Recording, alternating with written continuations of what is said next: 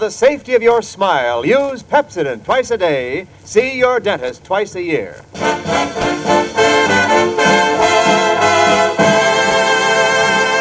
Lever Brothers Company presents the Pepsodent show, My Friend Irma, created by Cy Howard and starring Marie Wilson as Irma with Joan Banks as Jane. Friendship, friendship, just the perfect friendship. When other friendships have been forgot, theirs will still be hot. My friend Irma.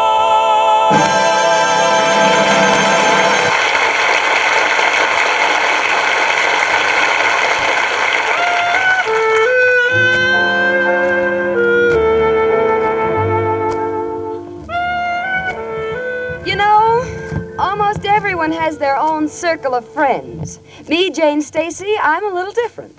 I have a friend who goes around in circles. Now, please, don't get me wrong. My roommate, Irma Peterson, is a wonderful person, and I think the world of her. It's just that sometimes she does things that make me want to pop my top. For instance, the other night I was reading the National Geographic magazine, and I said, Irma, listen to this. A pearl diver has to hold his breath for 2 minutes just to get one little pearl. And Irma said, Oh, that's nothing. I know a girl had to keep her mouth shut for 6 weeks to get a necklace.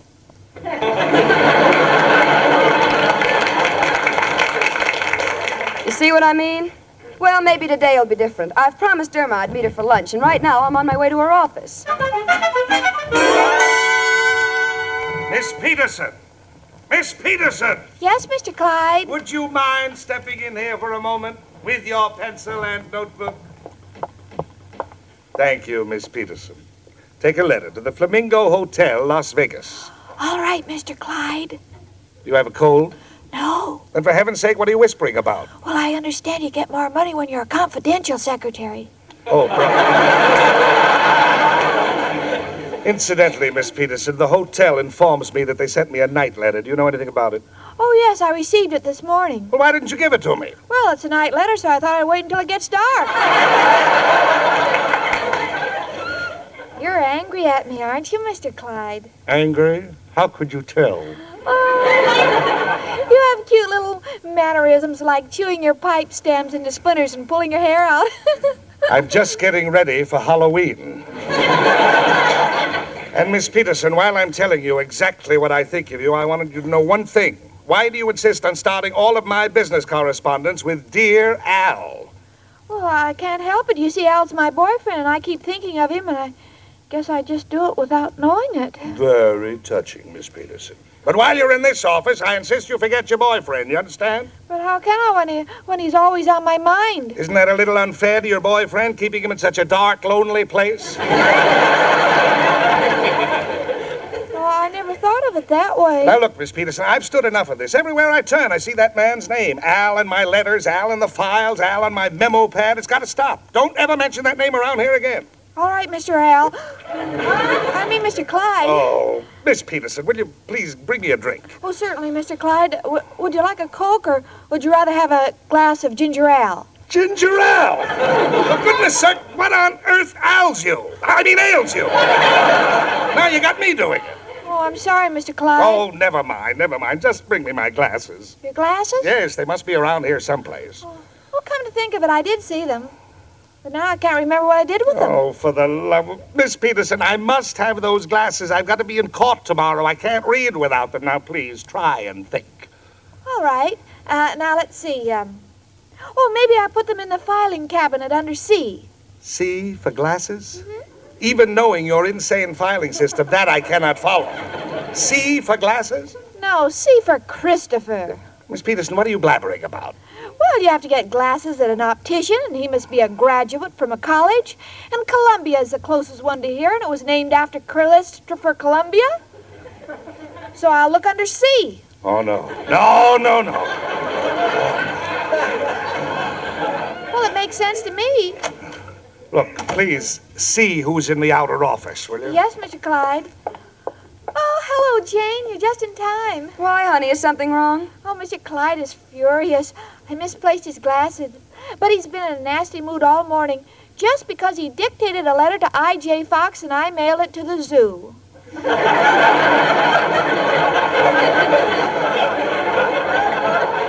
Is that you, Miss Stacy? Yes, Mr. Clyde. Will you step in here for a minute, please? Alone? Excuse me, sweetie. Please sit down, Miss Stacy. I'd like to talk to you. I understand Irma has misplaced your eyeglasses. Among other things. In all my life, I have never come across anyone so scatterbrained. Well, maybe there are times when Irma isn't too bright. Right! Miss Stacy, Marie Antoinette was smarter than that girl is after they cut her head off. And on top of that, she can't forget her boyfriend. Oh, he's on her mind again. Again, this morning she typed a letter for me to the White House. I'm glad I checked it. It said, "To the President of the United States, dear Al." No, she was bad enough, but now with this fellow on her mind, she's impossible. I'm firing her. Firing her? Yes, Miss Stacy, I'm firing her. How would you like to come and work for me? Oh, well, thanks anyway, Mr. Clyde, but I wouldn't think of taking Irma's job. Why don't you give her another chance? Another chance? Please, Mr. Clyde. Irma means well, and she tries so hard. If she lost this job, it would crush her. Please. Well, I suppose I'm a fool. All right. But remember, if she doesn't find my glasses before I go into that courtroom tomorrow morning, she's through. Oh, we'll find them, Mr. Clyde. Maybe they're somewhere in the apartment. I'll take Irma home and we'll look for them. Fine, fine. Say, by the way, Miss Stacy, does Irma give you much trouble around the house? Oh, no. Irma's perfectly normal. You mean she doesn't do things that kind of startle you? No. Well, I was only wondering. Good day. By the way, Miss Stacy, how did you get that lump on your head? Oh, well, we were doing some house cleaning, and Irma found a horseshoe, and she threw it over her left shoulder for good luck.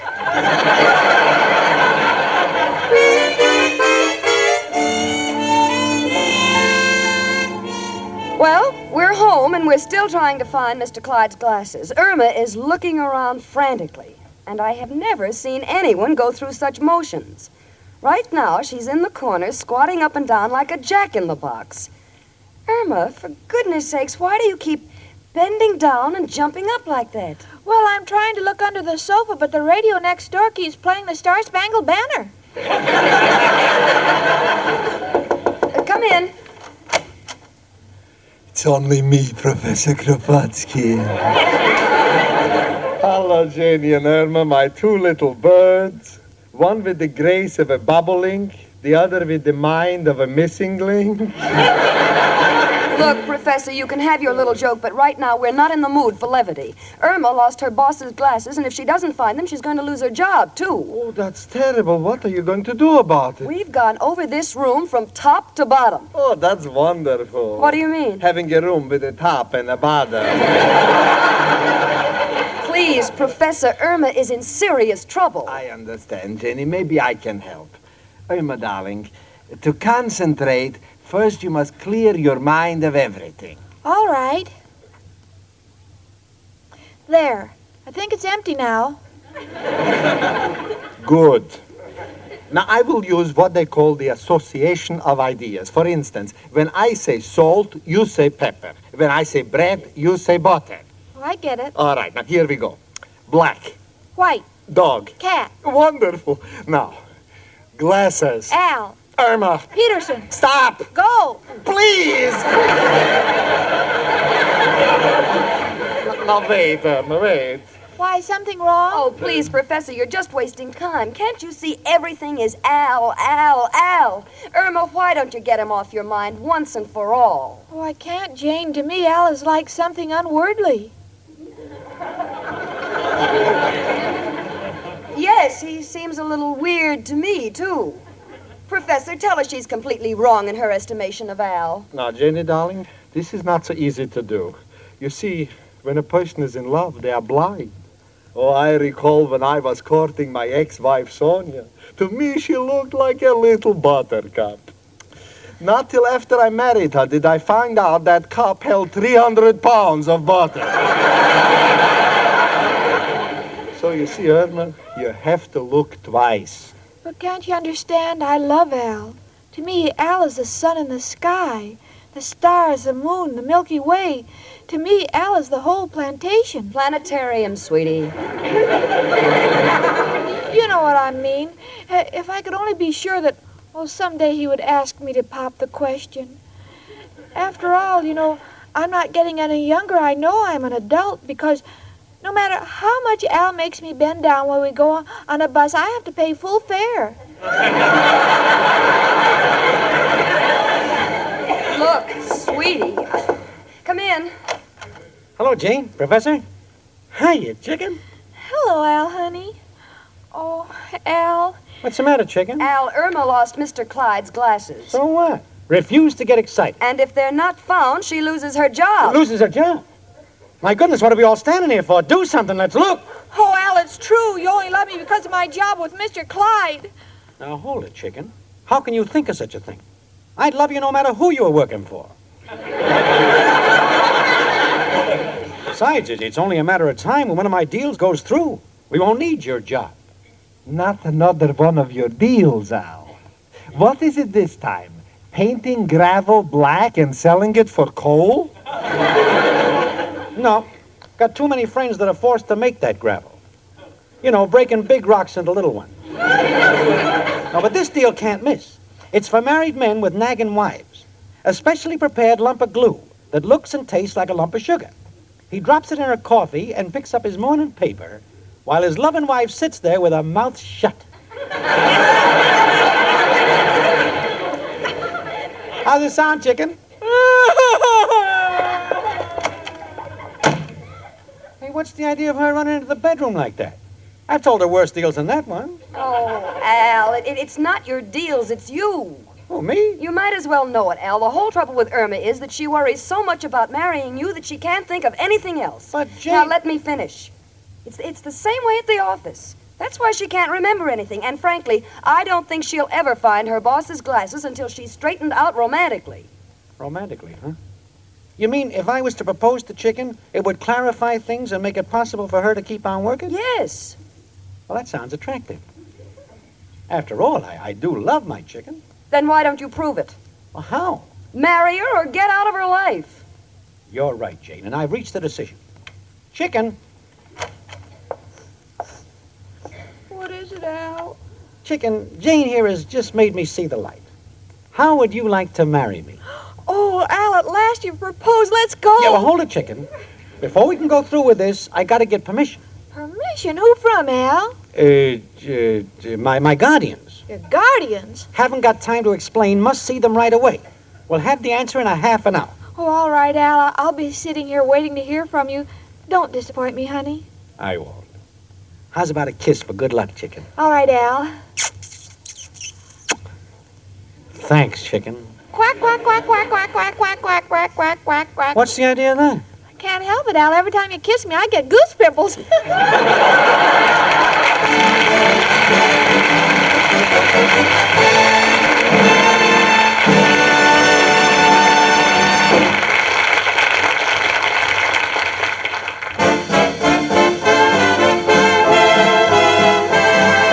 Your winning smile is a Pepsodent smile. Again and again, people have found it true. The smile that wins is the Pepsodent smile. Here's the story of a French war bride, Madeleine Swenson. Her smile won a passport to a bright new world. Madeleine was a Paris manicurist when an American soldier, Warren Swenson, fell in love with her smile. Warren returned to America, but began sending packages to Madeleine, and always included Pepsodent toothpaste. Soon Madeleine's smile was famous all over France, for she became a magazine cover girl. And recently, Madeleine rejected a movie career to come to America and marry her GI in Mason City, Iowa. Madeleine told us, I thank Pepsodent today for my big chance. Always now, my smile is a Pepsodent smile. Like Madeleine Swenson, people all over America agree. The smile that wins is the Pepsodent smile. In recent comparison tests, thousands of people preferred Pepsodent with Irium over the brands they'd been using at home. Yes, Pepsodent won by the overwhelming average of 3-1 for its cool, minty taste, for making breath cleaner and teeth brighter. Try new Pepsodent toothpaste with Irium, and you will see the smile that wins is the Pepsodent smile.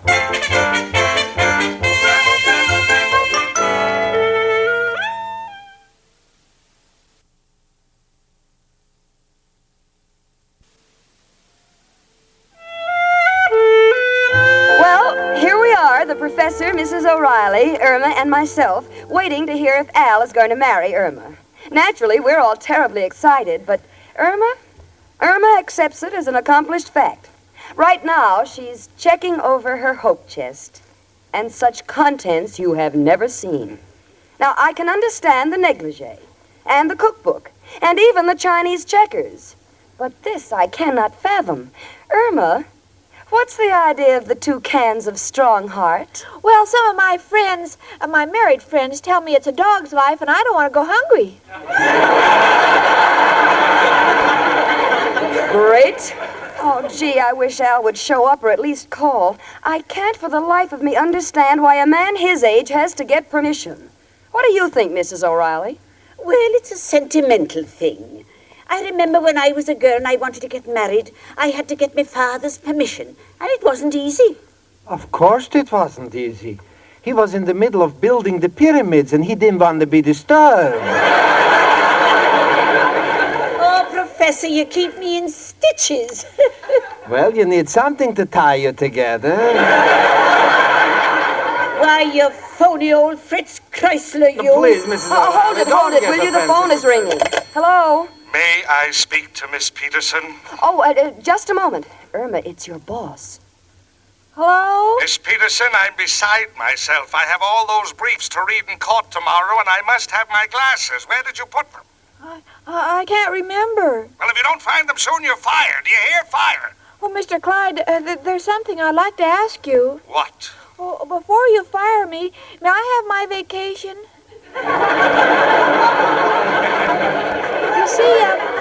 You see, I'm getting married. Mr. Clyde. Mr. Clyde. Did he hang up?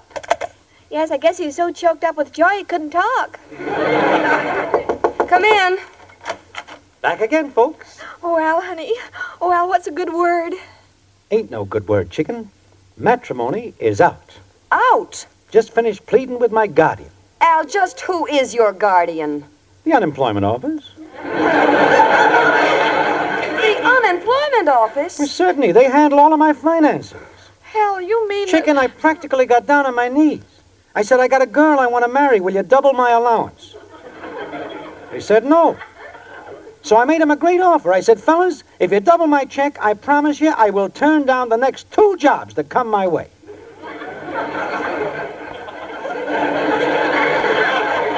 They just mocked me. Well, who are you calling? Only one man who can help us now. Who, Al? Who else but... Hello, Joe? Al. Got a problem. Joe, I want to marry Irma. Could you give me a job? Yes, certainly, this is Al. What kind of job? Uh-huh. Uh-huh. Uh-huh. Mm-hmm. What, Joe? Joe, I can't hear well. There's a bad connection. You say the last 10 men who worked for you were executives? Huh? Oh, they were executed. No, Joe, want something with more of a future. Thank you, and goodbye, noble friend. He has nothing else? Looks like it can never be, chicken. Oh, Al, don't say that. Jane. What, sweetie? I'm desperate. Can't 2 people live as cheap as one? In the case of Al, I think yes, because believe me, there is the cheapest guy that ever lived. Don't want to be cruel, but think it's for the best, chicken. Oh, it's perfectly all right, Al. Let us not be bitter. Let us be gay. Care for an apple? No, chicken. Think I'll be running along. Oh, all right, Al. Good luck, fellow. Stout upper chin. And as the Hawaiians say aloha, that's French for auf Wiedersehen. Goodbye, chicken. Irma, I'm stunned. You were magnificent. And I thought you'd make a scene. Me? Don't be ridiculous. He's gone, so he's gone. Yes, he's gone. He's gone? Well, here we go again, folks. She's back in the bedroom crying her little heart out. Men, the brutes. They're only after what they can get. What are you worrying about? You haven't got it.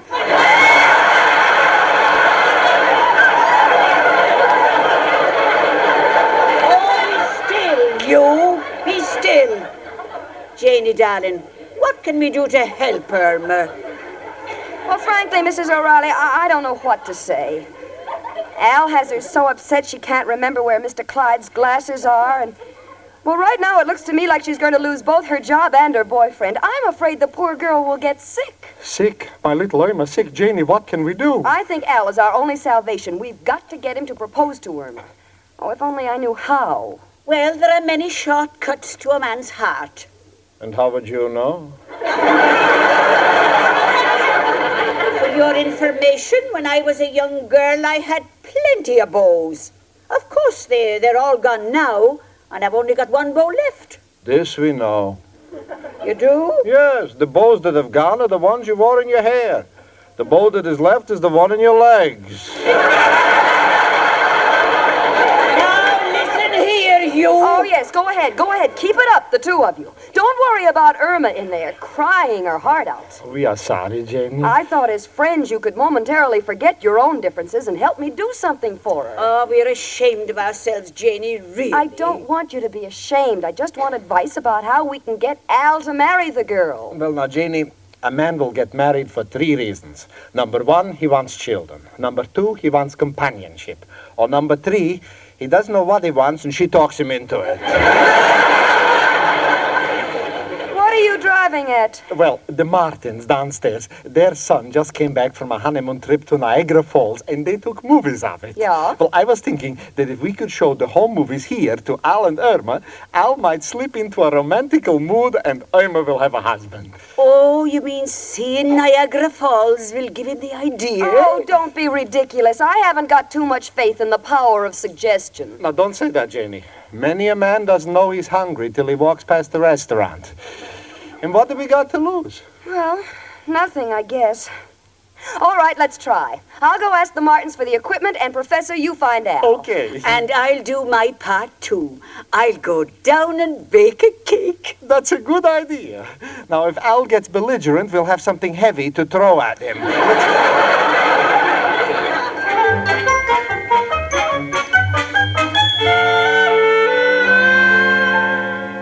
Well, the motion picture equipment is all set up, and we're ready to start the reel of Niagara Falls. Al is seated beside Irma. He looks a little mildewed. It seems he was sleeping on a park bench and they turned on the sprinklers. Irma has her little blonde head on his shoulder.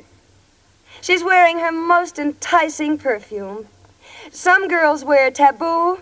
Irma is wearing Grab You. We're all anxiously waiting to see if the honeymoon film will do the trick. All right, Professor, out with the lights. Okay. Oh, gee, Al, isn't this romantic? Kinda. I can't see you, but your hands are cold. Chicken, that's a bunch of bananas you hold.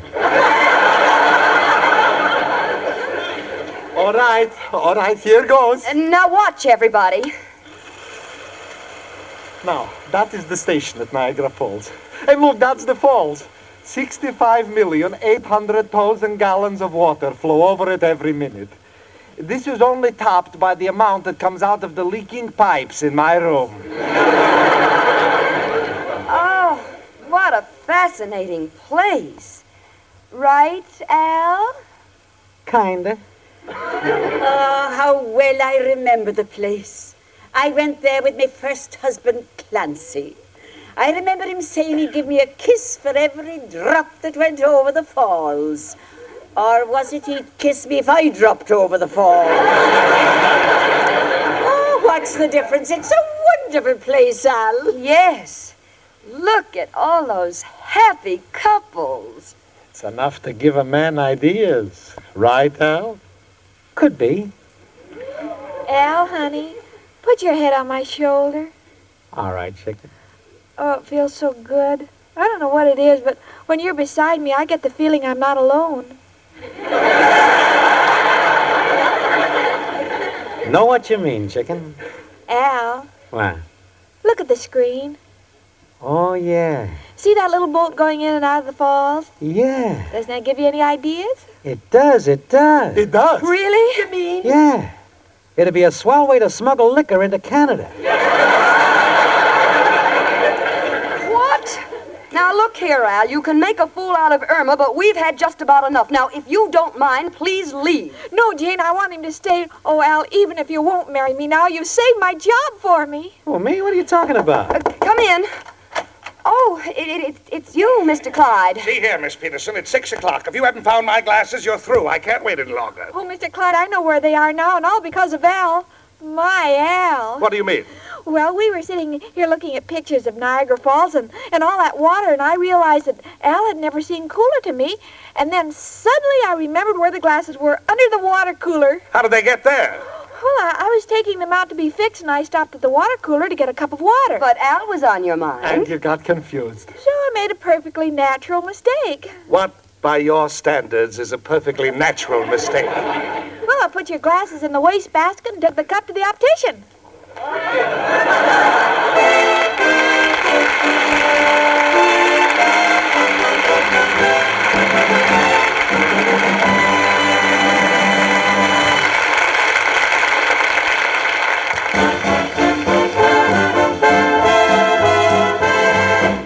Your winning smile is a Pepsodent smile.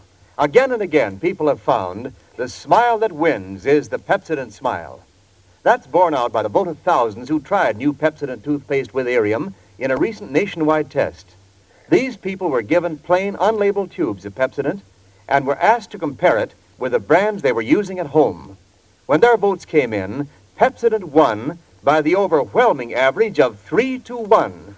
These people say new Pepsodent tastes better, makes their breath cleaner, and their teeth brighter than any other toothpaste they tried. Remember, that's not just our opinion. That's what people say. They say it 3-1. They've seen Pepsodent with Irium remove the film that makes teeth look dull, uncover new brightness in their smiles. Try it and you will see the smile that wins is the Pepsodent smile.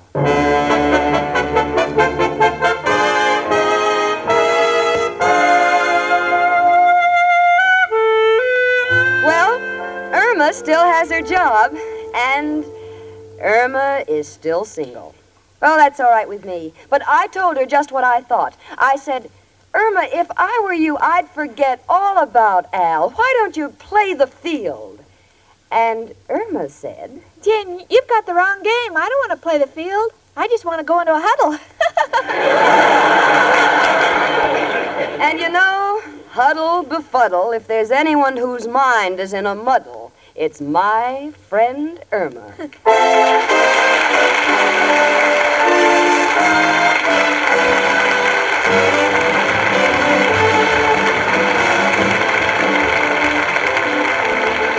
My Friend Irma is produced and directed by Cy Howard. Mark Levy writes the script with Stanley Adams and Roland McLean, and it's brought to you by Pepsodent Toothpaste with Irium, another fine product of Lever Brothers Company. Marie Wilson is starred as Irma with Joan Banks as Jane. The part of Al was played by John Brown. Hans Conried was heard as Professor Kropotkin, and Gloria Gordon as Mrs. O'Reilly. Music was under the direction of Lud Gluskin. An easy way to ensure your future is to invest in United States savings bonds. When you invest in the United States government, your investment is sure to reap a profitable harvest. You'll probably remember the high rate of interest you were paid on the war bonds you bought during the war years. Well, that same rate still prevails. You can't go wrong when you purchase a United States savings bond because every one you buy is backed by the United States government, which in itself offers you complete security with every bond you purchase. This is Wendell Niles reminding you to tune in 1 hour earlier next week and listen to the Lux Radio Theater, followed by the Pepsodent show, My Friend Irma. This is CBS, the Columbia Broadcasting System.